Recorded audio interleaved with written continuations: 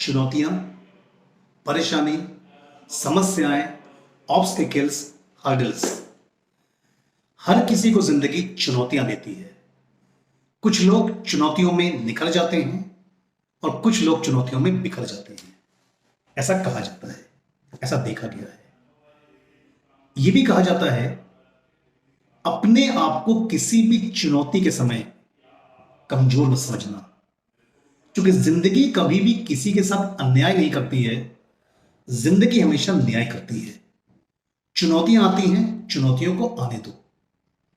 अपने आप को कम नहीं समझना, अपना कंपैरिजन कभी किसी से मत करना, और चुनौतियों को आगे बढ़ के अंडरस्टैंड करके एनालाइज करके बेस्ट पॉसिबल सॉल्यूशन को ढूंढना, कभी अकेले, कभी लोगों के साथ मिलकर के।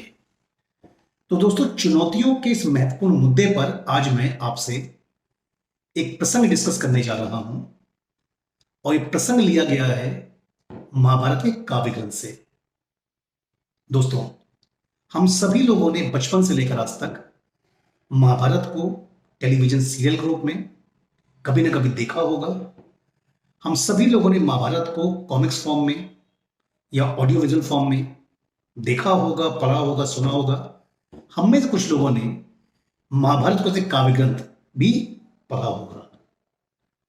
दोस्तों, महाभारत में के युद्ध में एक वो टाइम आया था जब परमवीर, शूरवीर, धनुर्धर कर्ण हताश होकर के जमीन पर बैठ गया था।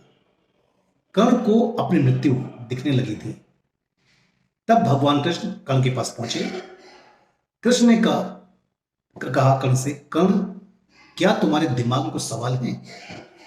कर्ण ने कृष्ण से कहा, हे प्रभु, मेरे बचपन से लेकर आज तक कुछ सवाल मेरे दिमाग में चल रहे हैं, जिन सवालों का उत्तर मुझे आज तक नहीं मिला। तो क्या आप मुझे उन सवालों का उत्तर ढूंढने में मदद करेंगे? भगवान कृष्ण ने कहा, कर्ण, तुम एक बहुत शूरवीर, परमवीर, पराक्रमी धनुर्धर हो। तुम्हारे सवाल क्या है? कर्ण ने कृष्ण से पूछा, हे कृष्ण, मेरा जन्म होते ही मेरी मां ने मुझे त्याग दिया। मेरा दोष क्या था? बचपन में जब कौरव और पांडवों को गुरु द्रोणाचार्य अपने आश्रम में शिक्षा दे रहे थे, गुरु द्रोणाचार्य ने मुझे शिक्षा नहीं दी, क्योंकि उनके हिसाब से मैं क्षत्रिय नहीं था। मेरा दोष क्या था? भगवान परशुराम ने मुझको शिक्षा दी, मुझको सिखाया, लेकिन उन्होंने मुझे श्राप दिया। श्राप क्यों दिया? क्योंकि उनके हिसाब से मैं क्षत्रिय था। उन्होंने यह श्राप दिया कि जब किसी भी युद्ध के समय मुझको अपनी विद्या की सबसे ज्यादा आवश्यकता होगी तो विद्या में भूल जाऊंगा। मेरा कसूर क्या था? एक बार संयोगवश मेरे तीर से एक गाय की मौत हो गई। उस गाय के स्वामी ने मुझे श्राप दिया, जबकि मेरा कोई दोष नहीं था। मेरा कसूर क्या था? द्रौपदी के स्वयंवर में मेरा अपमान हुआ, मेरा घोर अपमान हुआ, मेरे माता पिता का अपमान हुआ। मेरा दोष क्या था? माता कुंती ने अंतिम समय में मेरे जन्म का मुझको रहस्य बताया, और वो क्यों बताया? अपने अन्य 5 बेटों को बचाने के लिए। मेरा दोष क्या था? हे कृष्ण, मुझको जो कुछ भी आज प्राप्त हुआ वो मुझे मेरे मित्र दुर्योधन की वजह से प्राप्त हुआ। तो अगर आज मैं इस युद्ध में अपने भाइयों के खिलाफ लड़ रहा हूं दुर्योधन की तरफ से, तो मेरा दोष क्या है? ये वो सवाल है जो मेरे दिमाग में लगातार लगातार चलते रहते हैं, और मैं समझ नहीं पा रहा हूं मेरा दोष क्या था, मेरा दोष क्या है। भगवान कृष्ण ने एक लंबी सी सांस खींची। भगवान कृष्ण ने कर्ण के सभी उत्तरों को देना शुरू किया। भगवान कृष्ण ने कहा, हे कर्ण, जब मैं पैदा हुआ, हे कर्ण, जब मैं पैदा हुआ मेरा जन्म कारागार में हुआ था। मैंने किसी से नहीं पूछा मेरा दोष क्या था। जन्म से पहले ही मेरे मामा श्री मेरी मौत की प्रतीक्षा कर रहे थे, मौत के प्रयोजन कर रहे थे। मैंने किसी से नहीं पूछा मेरा दोष क्या था। जन्म के बाद जन्म के बाद मुझे मेरे माता पिता से दूर कर दिया गया। मेरा दोष क्या था? जिस रात मेरा जन्म हुआ उसी रात मेरे पिता मेरी रक्षा करने के लिए मुझको अपने से, मेरी मां से दूर कर गए। मैंने नहीं पूछा मेरा दोष क्या था। हे कर्ण, तुम्हारा बचपन खड़ग, भाले, तलवार, रथ, घोड़े, धनुष की आवाजों के बीच बीता।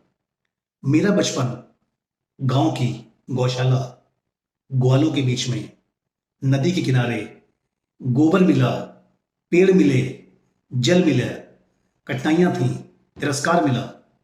मैंने कभी नहीं पूछा मेरा दोष क्या था। हे कर्ण, तुम्हारे आसपास सेना थी, मेरे आसपास कोई सेना नहीं थी। मुझे कोई शिक्षा नहीं मिली। लोगों ने यहां तक कहना शुरू किया उनकी समस्याओं का कारण भी मैं ही हूं, लेकिन मैंने कभी नहीं पूछा मेरा दोष क्या था। हे कर्ण, जब तुम्हारे गुरु भगवान परशुराम तुमको शिक्षा दे रहे थे, तुम्हारे शौर्य की चारों तरफ तारीफें हो रही थी, मुझे बचपन से कोई स्ट्रक्चर्ड शिक्षा नहीं मिली। मैंने कभी नहीं पूछा मेरा दोष क्या था। जब मैं 16 वर्ष का हुआ तब मैं गुरु संदीपन के आश्रम में पहुंचा शिक्षा लेने के लिए। मैंने कभी नहीं पूछा 16 साल के पहले शिक्षा क्यों नहीं मिली। मैंने कभी नहीं पूछा। हे कर्ण, तुमने अपनी पसंद की कन्या से विवाह किया और मैं जिस कन्या से विवाह करना चाहता था, जिससे प्रेम करता था, उससे मेरा विवाह नहीं हुआ। मैंने कभी नहीं पूछा मेरा दोष क्या था।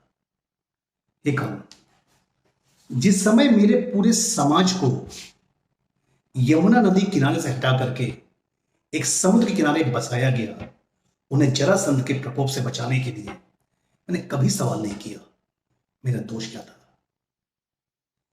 एक बार रण से पलायन करने के लिए मुझको रणछोड़दास या भीरू भी कहा गया, तब भी मैंने सवाल नहीं किया, ना सोचा कि मेरा दोष क्या था। हे कर्ण, रोना धोना बंद करो और विलाप ये मत करो कि तुम्हारा दोष क्या था, तुम्हारा दोष क्या था। हे कर्ण, इस युद्ध में अगर कल कौरव जीतते हैं, दुर्योधन जीतता है, तुम्हारी जय जयकार होगी, तुम्हारी वीरता के किस्से कहे जाएंगे। कल के युद्ध में अगर कल इस युद्ध को पांडव जीतते हैं, धर्मराज जीतते हैं, तो मेरी वाहवाही नहीं होगी। इस युद्ध का कारण, इस युद्ध की विभीषिका का निर्माण करता मुझको ही दोषी ठहराया जाएगा। तब भी मैं सवाल नहीं पूछूंगा मेरे साथ क्यों। हे कर्ण, जिंदगी में रोना धोना बंद करो, चुनौतियों का सामना करो। जिंदगी न्याय जरूर करती है, जिंदगी अन्याय कभी नहीं करती। इसका मतलब यह नहीं हम धर्म के पथ को छोड़ करके अधर्म के पथ पर चलना शुरू करें। तो दोस्तों, महाभारत के इस प्रसंग से हम बहुत कुछ सीख सकते हैं। जिंदगी चुनौतियां हर इंसान को देती है। जिंदगी चुनौतियां हर इंसान को देती है। कोई भी इंसान ऐसा नहीं, हमारे परिवार में, हमारे समुदाय में, हमारे समाज में, हमारे प्रदेश में, हमारे देश में, दुनिया में कोई भी ऐसा इंसान नहीं जिसको बचपन से लेकर उसके स्कूल में, कॉलेज में, जॉब में, जॉब चेंज में, पढ़ाई में, नौकरी में, बिजनेस में उसको समस्याएं ना मिली। महत्वपूर्ण क्या है, हम चुनौतियों को देख करके निखरते हैं या खुद को बिखेरते हैं।